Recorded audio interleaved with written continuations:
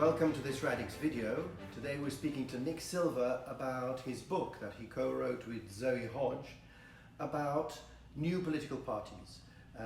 What is the recipe for a new political movement that is effective in the 21st century?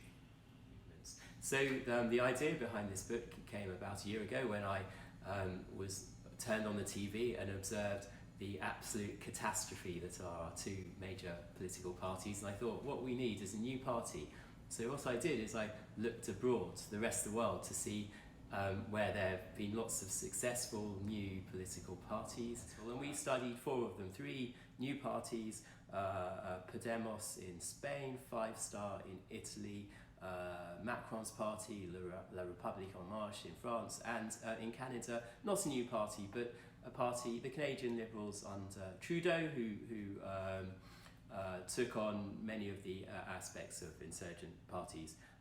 So the question we're all asking ourselves is there any particular recipe that is going to, that any new political party can look at and follow to learn from the successes of these movements that have been so successful across all these countries in Europe and in Canada and many other places? These new parties all have certain characteristics in common. They all have a charismatic leader who is often a non-politician and who started before by having a large social media following, which created a critical mass for the party to get going.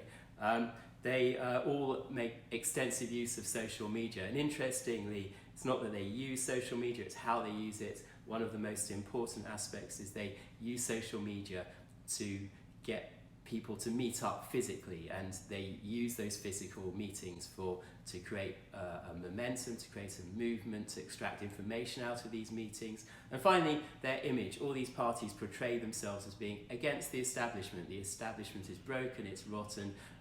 We, the ordinary people, embodied by these movements, are going to take over, and we are going to do so with common sense, with policies developed by the people, by our democratically, by our members.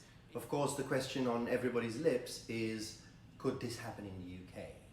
We have a perception that it's hopeless, you can't set up new parties that are effective in the UK, but is that true? Is the UK really so resistant to the shock of the new compared to other countries? Well, the UK has all the features that have allowed the new parties to emerge in abundance. We've got the most out-of-date, out-of-touch, useless main political parties who've well past their sell-by date.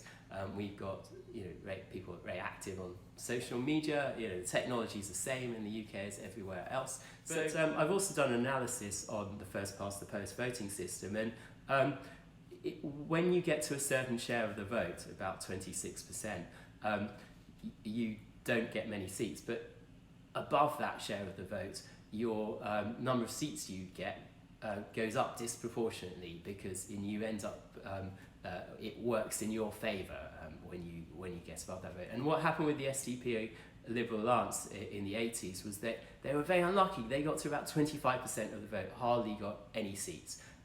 Totally were really let down by the system. But if they just got 3 or 4% more, they would have done very well. And I think, given the state of the Labour Party and the Conservative Party at the moment, I think that actually a new party could breach that barrier.